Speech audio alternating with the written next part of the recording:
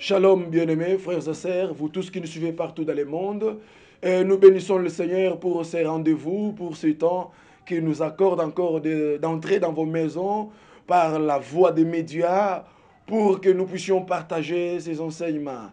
Et vous savez, bien-aimés, comme notre émission est dénommée La lumière du soir, nous venons partager avec vous sur les événements de l'humanité concernant l'obscurité qui est en train d'envahir le monde. C'est ainsi le Dieu de la prophétie, le Dieu qui connaît tout ce qui se fait dans le monde, a mis dans nos cœurs cette pensée de venir partager avec vous sur la parole de Dieu, la parole prophétique. C'est ainsi cette émission a été dénommée la lumière du soir, afin d'apporter la lumière, parce que la Bible dit, vers le soir, la lumière apparaîtra, parce que le soir, ou bien la soirée, est caractérisée par l'obscurité, par les ténèbres, par la confusion. C'est ainsi Dieu a dit dans Zacharie que vers le soir, la lumière apparaîtra. Et nous aussi, étant serviteurs de Dieu, appelés par Dieu par apparition, Dieu a mis dans nos cœurs, il nous a donné les noms, ou bien la dénomination de notre émission, la lumière du soir. En fait, que Dieu vous bénisse, appelez tous ceux qui sont encore dehors, ceux qui sont distraits, prenez place, activez-vous, partagez cette émission, parce que nous allons dire des choses très importantes. Que le Seigneur vous bénisse, bien-aimés. Frères et sœurs, vous savez, nous sommes au temps de la fin. Là, il ne faut pas l'oublier. Nous sommes au temps de la fin, un temps qui est caractérisé par beaucoup d'événements. Un temps qui est caractérisé par l'obscurité, caractérisé par la confusion. Et nous sommes en train de voir des choses qui marchent sans dessus-dessous. C'est comme si on a renversé l'ordre moral. Alors par rapport aux événements que nous sommes en train de voir à ce temps-ci, nous sommes appelés à apporter la parole de Dieu pour réveiller le peuple de Dieu qui est encore dans le sommeil. Selon qu'il est écrit, réveille-toi toi qui dors, relève-toi d'entre les morts et Christ t'éclairera. Bien-aimés frères et sœurs, aujourd'hui, pour notre mission d'aujourd'hui, ou bien pour le programme des prières d'aujourd'hui, nous parlons sur Seigneur, apprends-nous à t'aimer. C'est un programme que nous avons commencé depuis très longtemps. Pourquoi nous devons comprendre ces choses? Et pourquoi nous devons comprendre que l'amour de Dieu doit occuper une place prépondérante ou bien une place centrale dans nos vies? Parce que Dieu est le maître de toutes choses. Dieu est le maître du ciel et de la terre. C'est lui notre géniteur. D'abord, numéro un, tu dois d'abord comprendre que avant que tu ne sois ce que tu es là, tu étais d'abord un esprit auprès de l'Éternel. Tu es venu sur terre comme un esprit est venu en mission. Alors comme toute personne, avant de faire une mission, d'effectuer des déplacements, nous avons besoin d'emprunter ou bien soit de prendre une voiture ou bien un véhicule. Les véhicules que tu as pris pour accomplir ta mission sur terre, c'est ton corps. La Bible déclare dans Job chapitre 32 verset 8, en réalité dans l'homme c'est l'esprit. Dans l'homme c'est l'esprit. Donc ce que tu es d'abord, tu es un esprit. Alors comme tu es un esprit, tu es sorti de quelque part. Tu es sorti de l'éternité.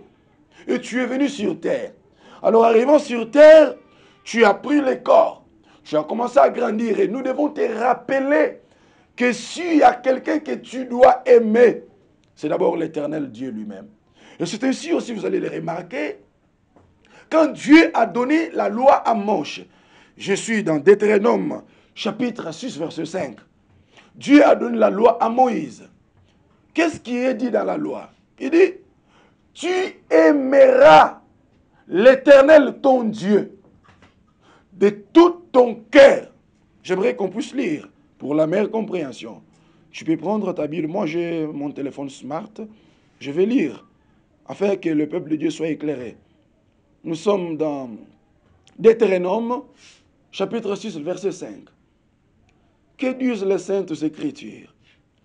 Tu aimeras l'Éternel ton Dieu de tout ton cœur, de toute ton âme et de toute ta force. Oh frères et sœurs, là c'est l'Éternel qui a donné la loi à Moïse. Alors il dit, tu aimeras d'abord l'Éternel ton Dieu. Alléluia. Numéro 1. De tout ton cœur. Pourquoi il commence avec le cœur? Oh, mon Dieu. Pourquoi il n'a pas dit de toute ta pensée? Il commence avec le cœur parce que dans Matthieu chapitre 6, verset 21, la Bible nous dit, là où il y a le cœur de l'homme, ou bien là où il y a le trésor de l'homme, c'est là où il y a son cœur. Alléluia. Donc, là où il y a le trésor de l'homme, c'est là où il y a son cœur. Donc, il faudra que dans ton cœur, que tu aies un trésor. Et le trésor dont nous parlons ce soir, c'est le trésor par excellence, qui est dit dans les évangiles, que cet homme a vu dans la brousse, il est allé vendre tout ce qu'il avait pour venir prendre ce trésor. Et ce trésor, c'est Dieu.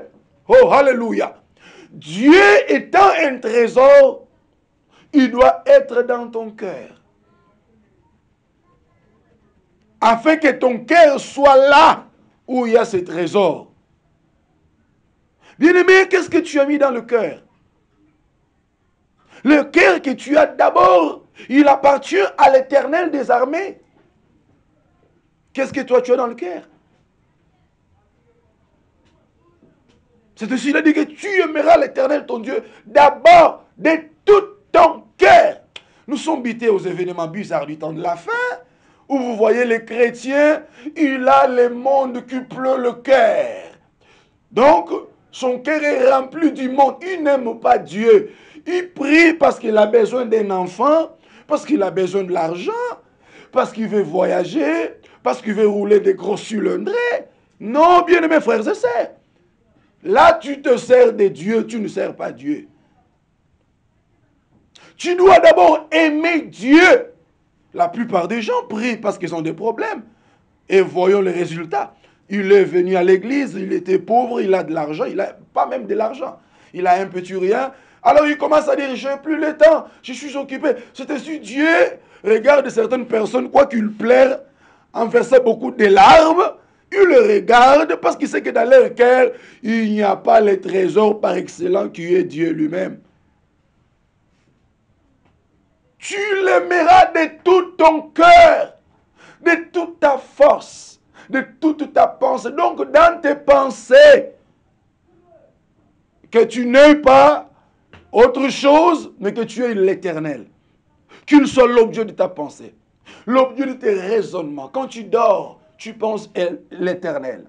Quand tu marches dans ta pensée, l'Éternel. Bien-aimé, si tu as cette vie, ça sera difficile pour que tu pêches. D'ailleurs, ceux qui sont nés de Dieu ne pêchent point.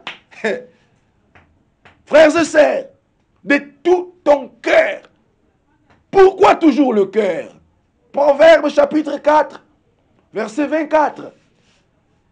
Le sage Salomon dit à son fils, mon fils, garde ton cœur plus que toute autre chose. Garde ton cœur. Et dans les évangiles, il est dit, l'homme bon tire de son cœur, qui est le trésor, les bonnes choses. Et l'homme mauvais tire de son cœur méchant, mauvais, des mauvaises choses. C'est ainsi nous devons garder nos cœurs. Garde ton cœur pur. Quelles sont les pensées qui te montent dans le cœur? Frères et sœurs, toi qui me suis. Quand tu vois les gens, quand tu vois deux personnes en train peut-être de parler d'autre chose, tu les vois de loin. Qu'est-ce que toi tu penses? Tu dis que non, ils sont en train de parler de moi. Ils sont en train de me critiquer. Comme toi là, tu as l'esprit de critique, tu as l'esprit de tumulte, comme tu es d'habitude. Bon, tu es habitué dans cette vie-là, comme d'hab chez toi, tu restes avec les gens pour critiquer. Et quand tu vois d'autres personnes dans ton cœur, comme ton cœur là, tu as des mauvaises choses, tu ne l'as pas bien gardé, tu penses toujours à mal. Quand tu vois quelqu'un passer, hey, il vient d'où là? Non! Garde ton cœur plus que toute autre chose. J'aimerais qu'on puisse lire. Disons, c'est dans Proverbe. J'aimerais que la Bible elle-même parle. Et la Bible parle. D'ailleurs, c'est la parole d'Élohim. Proverbe 4, verset 23. Garde ton cœur plus que toute autre chose. Pourquoi on doit garder le cœur plus que toute autre chose? Car de lui donc du cœur viennent les sources de la vie. Oh là! du cœur viennent les sources de la vie. Donc, si le cœur est bien gardé, de là viennent les sources de la vie. Donc, si le cœur n'est pas bien gardé, renversons seulement le verset. Les sources de la mort. Tu dois garder ton cœur. Ne permets pas que d'autres histoires, autres choses sales, impures, puant l'odeur de la mort, puant l'odeur du péché, pénètrent ton cœur. Non. Le cœur appartient à l'Éternel. Même quand nous aimons nos femmes, d'abord, nous aimons l'Éternel. Et nos femmes viennent après. Parce que la Bible dit que c'est celui qui aimera, plus que Dieu, il n'est pas digne. Garde ton cœur, plus que toute autre chose. Lisons encore Matthieu chapitre 22. Qu'est-ce que la Bible dit? Matthieu chapitre 22, verset 37. Vous savez bien aimé, nous voulons comprendre, parce que nous allons prier. Hein? Après ça, nous allons prier le Seigneur, nous allons prier Dieu, nous allons prier ensemble avec toi. Tu peux faire des longues prières, mais si ton cœur est loin de l'Éternel, c'est triste, c'est absurde. Nous sommes dans Matthieu chapitre 22, verset 37. Jésus lui répondit, tu aimeras le Seigneur ton Dieu de tout ton cœur, de toute ton âme, de toute ta pensée. Le Seigneur Jésus lui répondit, tu aimeras le Seigneur ton Dieu de tout ton cœur, de toute ton âme, de toute ta pensée. C'est le premier et le plus grand commandement. Ah! Donc, comme je l'avais dit au début, à la genèse de la prédication, j'avais dit que j'étais dans Deutéronome chapitre 6, verset 5. Quand Dieu a donné les 10 commandements à Moïse, le tout premier et le plus grand, c'est l'amour. Oh là là, oh là là, oh là là. Tu dois aimer Dieu. Mais attention, tu ne peux pas prétendre aimer Dieu si ton prochain, donc les semblables créés à l'image et à la ressemblance de Dieu, tu ne l'aimes pas. C'est absurde. Tu ne peux pas prétendre aimer Dieu invisible mais réel, qui est dans l'éternité, aussi longtemps que ton semblable tu le hais. Frères et sœurs, soyons sérieux. Il y a des gens qui prient dans une même église, qui ont un même daddy et un même pasteur. Et d'ailleurs, leur pasteur, il leur bourre de révélations inouïes. Mais ils ne se parlent pas. Non, c'est absurde. Vous ne vous parlez pas. Vous ne vous saluez pas. Et tu dis que tu aimes Dieu. Maman, tu te trompes. Permets-moi de te dire, tu te trompes. Tu dois d'abord aimer ton prochain comme toi-même. C'est d'ailleurs le mystère de la croix. Je te révèle un peu un mystère. Quand bien même que je ne voulais pas révéler le mystère, mais comme je vais te dire quelque chose. La croix, c'est l'assemblage des deux bois. Alléluia. Le bois horizontal et le bois vertical. Donc le bois vertical qui quitte de la terre vers le ciel. Le bois horizontal qui quitte de l'Orient vers l'Occident. Le mystère de la croix est sur cette croix qui est l'image de l'autel des holocaustes. Il y a eu un homme, lui qui était Dieu. Il a accepté de porter tes péchés et mes péchés. Il est devenu sujet de malédiction, crucifié nu à la croix, portant la malédiction des épines et des ronces. Souvenez-vous, Genèse chapitre 3, il a dit, la terre te produira les ronces et les épines à cause du péché d'Adam. La terre fut frappée. La terre a été maudite. Il a été dit qu'elle portera des ronces et des épines. Mais quand Christ est venu, se faisant lui-même la malédiction, il a pris même la malédiction qui était sur la terre. Il l'a portée sur lui. Frères et sœurs. Parce que les ronces et les épines, c'était la malédiction. La Bible dit qu'on l'a donné, on l'a tué une couronne d'épines et de ronces, on a mis sur sa tête. Afin que cette malédiction qui était sur la terre remonte sur lui. Et là, sur la croix, qu'est-ce qu'il fait? Ses bras, il ce qu'on appelait l'école du sens latéral. Il a fait ça. Et ses bras, l'un de ses bras quittait l'Orient et l'autre allait toucher le bout de l'Occident. Ses pieds avaient la direction de la terre. Et sa tête et ses yeux regardaient le ciel. Donc je vais révéler ce mystère en disant que le bois vertical, c'était l'unité. Ou encore, c'était la communion que Christ a amenée, la réconciliation de Dieu et de l'homme qui est l'image de la terre. C'est ainsi, il y a une partie de la croix qui entre dans la terre et l'autre qui part dans les airs. C'était pour la réconciliation. Réconcilier l'homme qui avait été chassé de l'Éden avec son Dieu par la croix de Christ. N'oubliez pas que le premier Adam cachait le mystère du deuxième Adam. C'est ainsi, il est dit dans Ecclésiaste 4, 9 à 10, deux valent mieux que un, car ils retirent un bon salaire.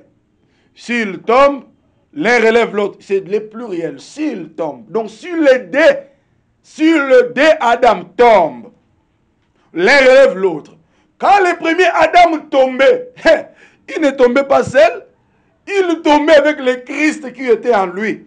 Parce qu'il était à l'image et à la ressemblance de Dieu. Parce que l'image, c'est la copie exacte d'un objet. Et la ressemblance, c'est la conformité entre l'imitation de l'objet et l'objet imité. Oh là! Quand on regardait Adam, on voyait Dieu. Ouh! Alléluia! Donc quand il tombait aussi avec le Christ. Alors maintenant, le Christ, le deuxième qui était caché dans le premier, il doit aller chercher un corps. Hébreux chapitre 2, 14. Comme les enfants participent au sang et à la chair, lui-même a participé. Alors, il se fait aussi enfant. Avec l'objectif de venir mourir à la croix. Pour ramener l'homme qui était loin de Dieu, l'homme qui était condamné de Dieu, afin de ramener Adam qui était chassé loin du jardin, Adam qui était privé de la gloire. Oh là, Esopa. La Bible dit, tous qui ont péché sont privés de la gloire de Dieu. Quand il a péché, il était privé de cette gloire. Oh! Lui, il avait le pouvoir de la nomenclature. Il a nommé les animaux du jardin. Et Dieu disait Amen. Et quand il tombe, maintenant son jumeau doit aller chercher le corps. Il est né. Alléluia. Selon Ésaïe chapitre 9, la Bible déclare un enfant nous est né. Il est né comme Moïse. Il est né comme Élisée. Il est né comme Ésaïe. Il est né comme Ézéchiel. Oh, alléluia. Il est né pour accomplir Hébreux chapitre 2, 14. En fait qu'il meurt, parce que par sa mort, il doit payer le prix. Alors, en montant à la croix, Christ était en train de réunifier Dieu et les hommes. Et il mettait ensemble les deux troupeaux. Les troupeaux de l'Orient, c'est Israël. Et les troupeaux de l'Occident, c'est nous les nations. Parce que l'éclair quitte l'Orient. Il quitte Israël. Il va achever sa course vers l'Occident. Le soleil se lève à l'est de l'Orient. Il se couche à l'ouest chez les nations. Oh, je sens l'onction. Christ a commencé sa course là-bas. Mais il vient se coucher chez nous. Donc quand Christ fait cette position à la croix, donc il prenait les brebis parce qu'il a dit, j'ai encore une autre bergerie que je prendrai pour amener ici. Oui, il prophétisait comment l'église, comment l'église corps sera l'ensemble des Israélites qui ont accepté Jésus et nous les nations. Que personne ne te trompe, qu'aucun hébreu n'accepte. Alors Pierre était qui? Était Moulouba? Paul était Moukongo de Mbanzamantete? Non! Ils étaient des hébreux. Ils ont accepté Jésus. Donc l'église corps, c'est l'ensemble des juifs qui ont accepté Christ et nous les nations. C'est ainsi à la croix, il a fait cette position. Donc il a réunifié les nations et les juifs.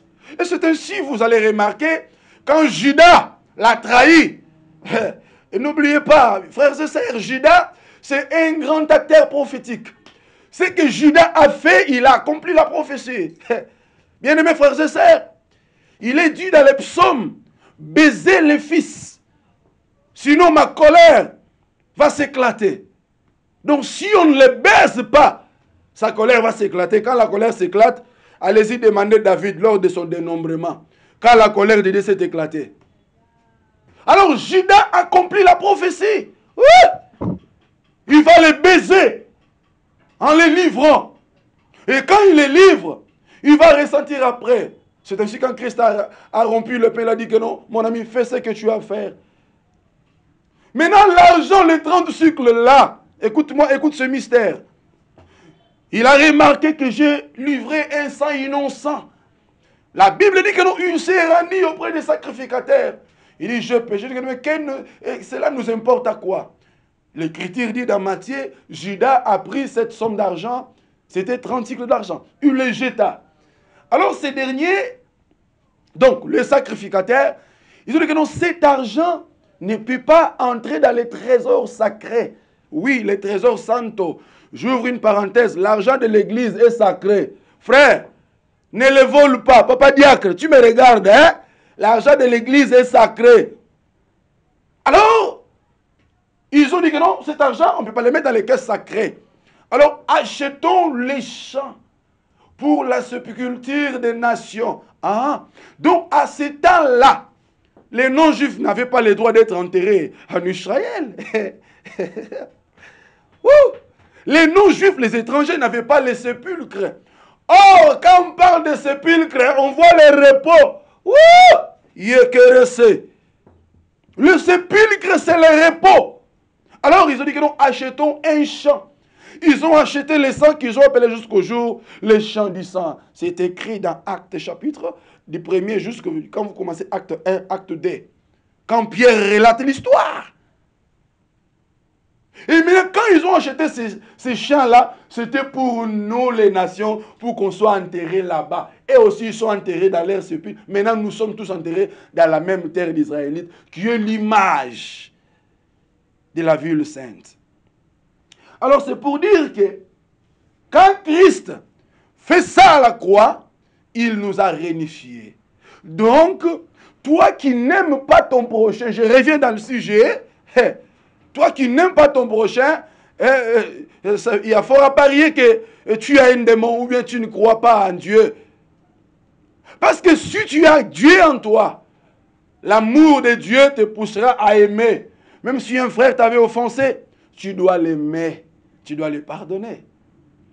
Parce que l'amour de Dieu s'est manifesté parce que Christ a pardonné nos péchés. Voilà un peu le mystère, un peu de la croix de Christ. Nous devons aimer Dieu. Nous devons aimer Dieu premièrement. Nous devons l'aimer, frère. Regarde ce qui se fait aujourd'hui. Nous avons des évangélistes, des serviteurs. Quand il se met à prêcher là, frère, écoute-moi. Ne passe pas ton temps qu'à prêcher sur les choses de la terre. Non. Tu es en train de communiquer le monde au peuple de Dieu. Tu nous communiques le monde. Israël était dans le désert.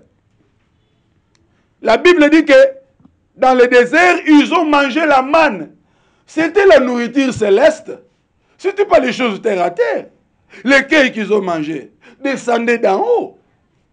Mais toi là, nous aussi nous sommes dans notre désert, dans l'église locale. Nous allons vers notre Cana qui est la ville sainte. Tu es censé nous donner la nourriture d'en haut, pas pasteur. Le voyage, les femmes, les véhicules, les bons habits. Demandez Salomon, il va vous donner la réponse. Vanité de vanité. Un jour tu mourras. Tes véhicules là, tes habits là, hein? Tes belles maisons, ce sont des autres personnes qui resteront en train de faire les lois. Que personne ne te trompe. Qu'on ne t'amène pas des prédications qui te donnent l'envie du monde. Tu vois un prédicateur qui prêche, il ne sème pas la crainte de Dieu dans le cœur des gens, mais il est en train de s'aimer l'amour du monde, aimer le monde, avoir des bonnes histoires. C'est pas mauvais, nous en avons besoin, même moi aussi j'ai besoin de l'argent. J'ai besoin d'avoir des bonnes choses. Nous devons quand même aussi, nous avons aussi besoin de mener une vie aisée, une vie modeste. Mais je pense que ce qui doit être primo. D'abord, primo, c'est l'amour de Dieu. Prêche-nous l'amour de Dieu. Prêche-moi l'amour du ciel. Prêche-moi l'amour de l'éternité. Dis-moi que l'éternité existe. Dis-moi qu'après cette vie, il y a une autre vie. Dis-moi qu'après la mort, les choses ne vont pas s'arrêter. Dis-moi, dis-moi, dis-moi. Dis-moi. Ne m'enseigne pas l'Europe. Il y a Corona qui a fait les ravages. Ne m'enseigne pas les États-Unis. Tu connais toutes les villes. Tu connais les avenirs des États-Unis. Est-ce que tu as été déjà aux États-Unis? Tu connais ces choses, tu enseignes. Et tu donnes l'envie du monde. Parle-moi des ciels. Explique-moi tes expériences. Parle-moi de tes apparitions. Dis-moi comment tu as été ravi en esprit. Dis-moi comment le Christ s'est révélé à toi. Et sopa. Et yakarando zobrataya. Hey! Nous avons les chrétiens. Donc, quand tu viens dans une église, tu parles de l'enlèvement, il a peur. Il a peur. Non, non, non, non. Un véritable chrétien, quand on lui parle de l'enlèvement, il va aimer, selon qu'il est écrit dans l'Apocalypse, l'esprit et l'épouse disent viennent. Mais toi, tu ne dis pas, tu as peur. Tu vois? La vie du péché, ton pasteur t'a rempli le monde dans le cœur. Et quand on prêche, Jésus revient, tu as peur, tu trembles. Oh, bien-aimés frères et sœurs, cher homme de Dieu, je m'incline devant ton onction. Prépare le peuple de Dieu. Nous sommes au temps de la fin. Que ce peuple de Dieu connaisse qu'il y a un Dieu dans le ciel. Un Dieu qu'ils doivent aimer. Ils doivent s'attacher à ce Dieu. Ils doivent l'aimer de toute leur cœur, de toute leur pensée. Mais regarde ce que tu fais. L'amour du monde. Tu viens de quelque part, la prédication commence. Vous savez bien aimé, j'étais aux États-Unis, au Madison Square Garden de New York. Je suis allé dans l'État de Floride. Je suis allé à Miami Beach. Je suis allé à West Newbury, dans les Boston. Je suis allé dans Indiana. On n'en a pas besoin que ce soit Indiana, que ce soit West Newbury, que ce soit Amarillo, Dallas, Houston. Parle-nous des choses d'en haut. Enseigne-moi l'âme. Enseigne-moi comment aimer Dieu. Comment aimer le Seigneur. Oh, sopaya la dosho. Comprenez mon émotion. Je sens l'onction de Dieu m'ajouter. Nous devons aimer le Seigneur. L'amour du monde. L'amour du monde. L'amour du monde. L'amour du monde. Nous allons lire la parole de Dieu dans 1 Jean chapitre 2 verset 15. Que disent les Saintes Écritures? 1 Jean chapitre 2 verset 15. 1 Jean chapitre 2 verset 15. Ce sont des versets que nous mémorisons, mais j'aimerais qu'on puisse lire, parce que nous sommes en train de parler au peuple de Dieu. Il faut que la Bible elle-même parle. 1 Jean chapitre 2, verset 15. N'aimez point le monde, ni les choses qui sont dans le monde. Oh là! Pourquoi nous ne pouvons pas aimer le monde et ceux qui sont dans le monde, et les choses qui sont dans le monde? Parce que, la réponse, si quelqu'un aime le monde, l'amour du Père n'est point en lui. J'aimerais mettre les points sur les i. Quand on nous dit de ne pas aimer le monde, ce n'est pas que nous ne pouvons pas aimer ce que Dieu a créé, nous ne pouvons pas manger, nous ne pouvons pas nous habiller bien, qu'on ne brosse pas nos dents parce que nous gênons, qu'on ne se lave pas. Non, c'est pas ça, frère. Quel est le monde que Dieu veut parler? Le monde, selon la pensée de la Bible, c'est tout ce que l'ennemi, le diable, ajoute à la création. C'est ce qu'on appelle le monde. Exemple, les mauvaises choses qui se font actuellement, c'est dans la faim, les transsexuels, les modes, les histoires bizarres, les réseaux. Ce sont les mondes, ce sont les choses que le diable est venu ajouter à la création. Mais ce que Dieu a créé est bon. L'humanité, les cosmos, les soleils, les étoiles, la constellation, ce sont des bonnes choses que notre Dieu a créées. Mais le monde que nous ne voulons pas, c'est ce que le diable vient ajouter à la création. Et puis, j'aimerais un peu réveiller votre conscience, frères et sœurs.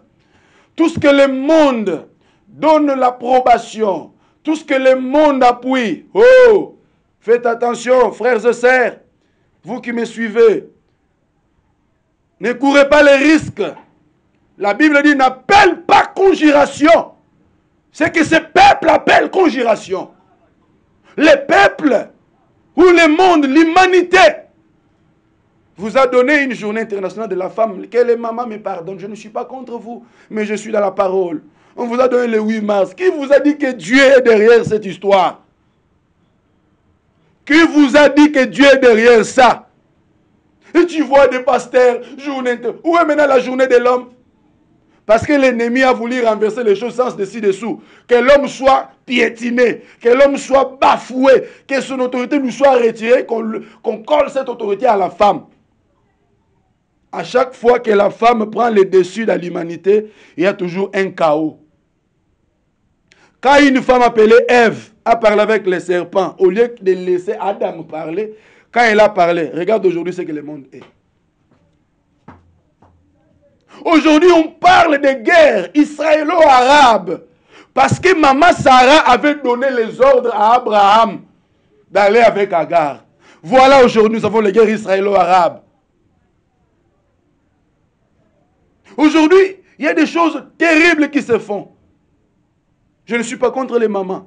Alors, on prend la femme, on l'a élevée. Et même vous aussi, vous, cher pasteur. Ah, cher pasteur, je suis désolé. C'est ça, aimer le monde. C'est le monde. C'est ça. Vous pensez que c'était quoi? Être accro aux choses du monde. Quand tu aimes ça, tu ne seras pas en accord avec Dieu, frères et sœurs. L'amour du monde est en inimitié avec Dieu. Comment est-ce que tu vas aimer le monde et aimer Dieu? Le monde nous propose aujourd'hui que l'homme peut épouser son ami homme. Hein? Ok, le monde nous a dit que femme, tu peux aller vers ton ami femme. Maintenant, que dit la parole? La Bible déclare, tu ne coucheras pas avec un homme comme on couche avec une femme. Ceux qui font ces choses sont dans l'abomination. Repentez-vous, sinon vous irez en enfer. Jésus revient bientôt. Vous aimez tellement le monde, c'est le monde. Aujourd'hui, on vous amène les chirurgies à tout prix. Tu vois une fille, tu es né, tu étais mince. Tu veux devenir bastonné. Donc tu corriges Dieu. C'est ça le monde. Tu vois une fille qui va aller se faire enlever d'autres côtes. On enlève des côtes parce qu'elle a vu les filles qui déclarent. Non, maman, c'est ça l'amour du monde. N'aimons point le monde. Nous chutons déjà.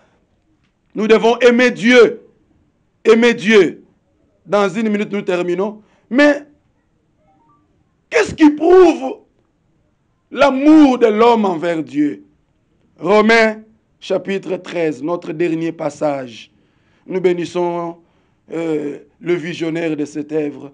Et nous bénissons vraiment nous bénissons ces studios. Et nous bénissons tous ceux qui sont en train de travailler pour cette œuvre. Nous sommes dans Romains chapitre 13, le verset 10. Romains 13, 10. Romains 13, 10. Qu'est-ce que la Bible dit? L'amour ne fait point de mal au prochain. L'amour, c'est l'accomplissement de la loi. Voyez-vous? Si l'homme est ton prochain, Dieu se fait aussi ton prochain. En devenant homme, n'est-ce pas? En Jésus-Christ. Donc Dieu, c'est ton prochain par Jésus. il est ton prochain. Donc, l'amour ne fait pas du mal au prochain. Ne fais pas du mal au prochain. C'est quoi faire du mal à ton prochain? Lui critiquer, tuer, dérober, selon ce qu'on a donné dans les 10 commandements. Donc, si j'aime mon frère, je ne vais pas convoiter sa femme. Je ne vais pas le tuer. Je ne vais pas l'empoisonner. Je ne vais pas le faire du mal. Si nous aimons aussi Dieu, nous n'allons pas faire ce qui attriste Dieu. Alors, qu'est-ce qui attriste Dieu? C'est la vie du péché. Alléluia. Si vous aimez Dieu, voilà, maintenant je te donne les moyens d'aimer Dieu bien. Pour bien aimer le Seigneur, c'est le marcher dans la sanctification. La sanctification, c'est le preuve majeure de l'amour de Dieu. Que nous l'aimons, c'est ça. Alléluia. La vie de la crainte, la sanctification, la droiture, c'est ce qui prouve à suffisance que nous aimons Dieu. Parce que si j'aime Dieu, je dis que non, si je fais ça, je vais attrister l'esprit, je ne le fais pas. C'est ça l'amour de Dieu. Alléluia. Alléluia. Apprends-nous à t'aimer. Nous devons nous apprendre comment aimer Dieu. Que nos cœurs, comme je l'ai toujours dit, que ton cœur soit une cuve d'onction. Et que cette onction produise l'amour, la peur. Pas la peur, la sainte peur. Tu aimes Dieu, la sainte crainte. Tu aimes Dieu. Tu ne mens pas. Pour toi, tu ne pêches pas. Oui, ceux qui sont nés de Dieu ne pêchent pas. Moi, je ne pêche pas. Mais la Bible dit que nous bronchons d'une manière ou d'une autre.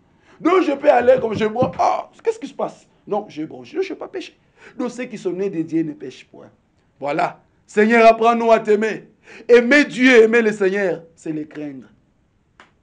Que le Seigneur nous bénisse. J'aimerais que nous fermions tous nos yeux. Que nous fermions nos yeux. Que nous fermions nos yeux. J'aimerais que nous puissions prier ces dieux. Que nous les prions, que nous les prions, que nous les prions. Frères et sœurs, ferme tes yeux et concentre-toi. Ferme tes yeux. Nous sommes au temps de la fin. Nous sommes au soir de l'histoire de l'humanité,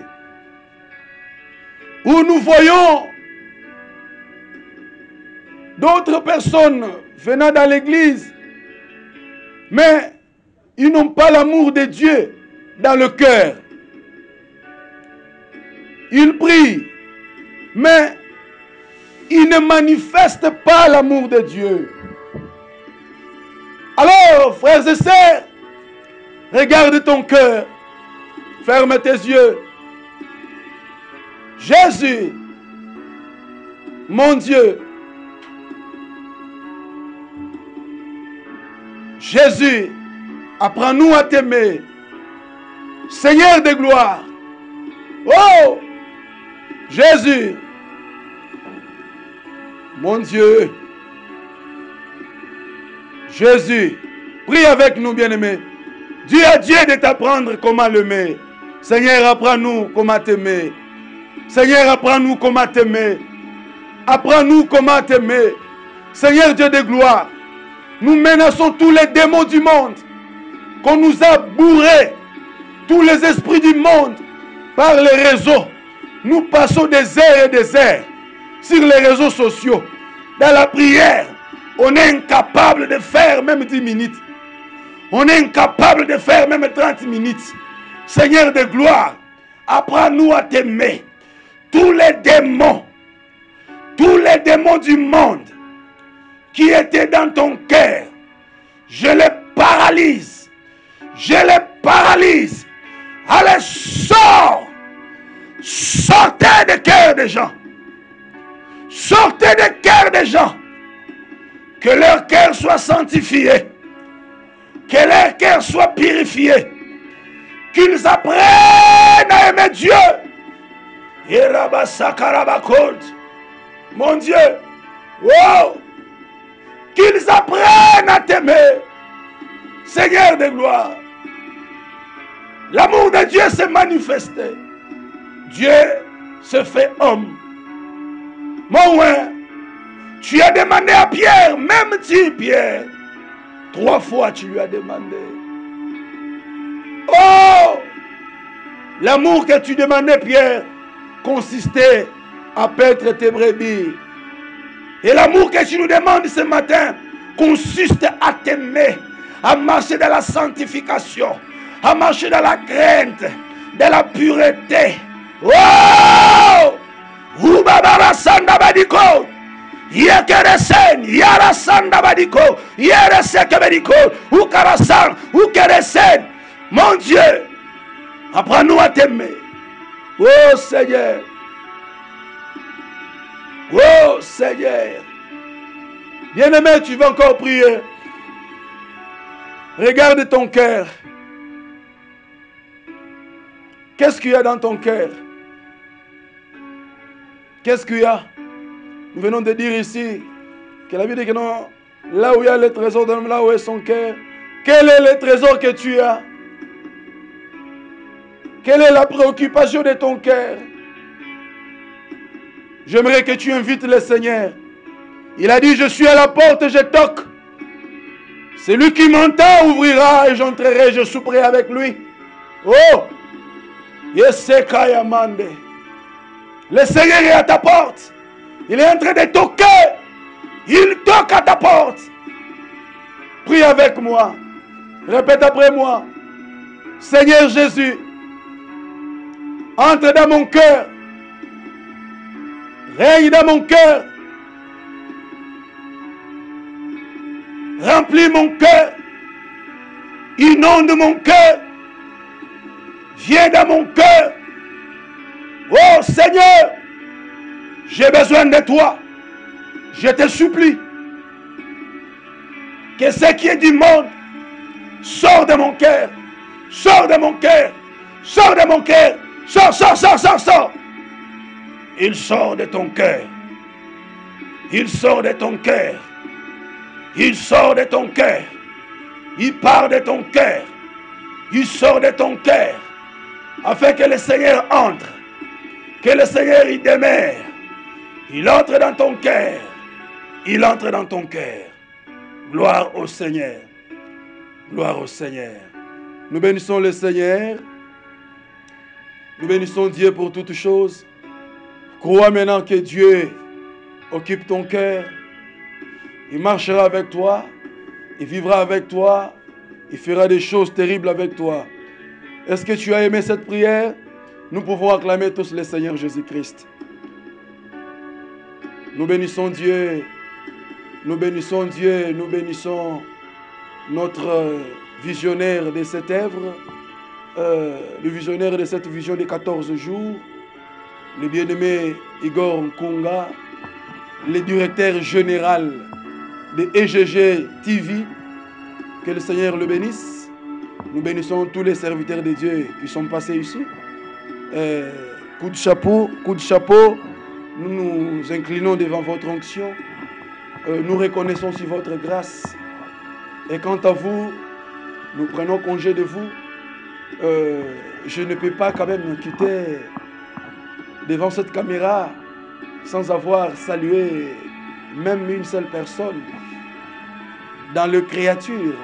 Elle est une très belle, très jolie créature. C'est la femme de l'homme ouin, la femme de mon ministère, Maman Ritz. Que le Seigneur te bénisse.